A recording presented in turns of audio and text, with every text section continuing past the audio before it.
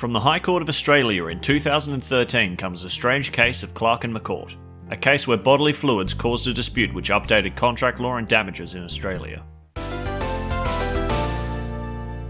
Dr. Macourt was a specialist fertility practitioner and director of St George Fertility Centre. In early 2002, the clinic entered into a deed with Dr. Clark, in which the clinic agreed to sell Dr. Clark the assets of the company. This included the goodwill in the clinic, which means the attractive force which brings people to the business and adds value to it, such as site, personality, service, price, or habit.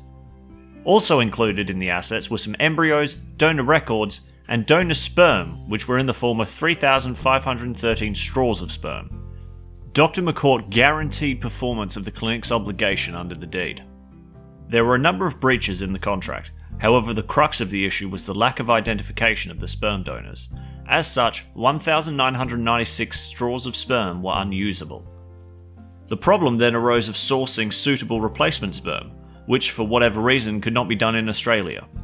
So the 1,996 straws of sperm would have to be imported from the US from a supplier Zytex to the sum of a little over $1 million.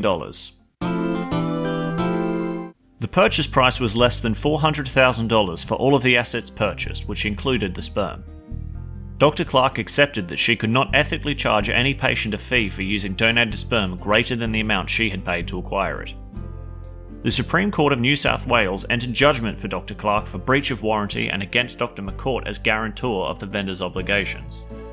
The primary judge assessed the damages for breach of warranty was the amount that Dr. Clark would pay for the 1,996 straws of sperm, which would cost over $1 million. This decision was appealed against the assessment of damages.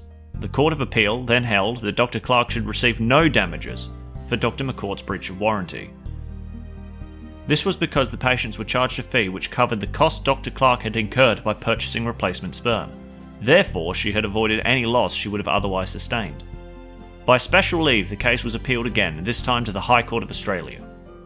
The majority allowed the appeal and stated that Dr. Clark should recover the amount it would have cost at the date of the breach to purchase the 1,996 straws of sperm from Zytex.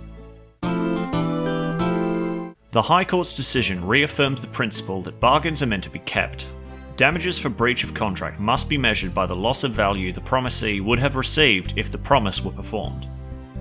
And this is the case of how frozen sperm went for a cool, or in this case freezing, $1 million.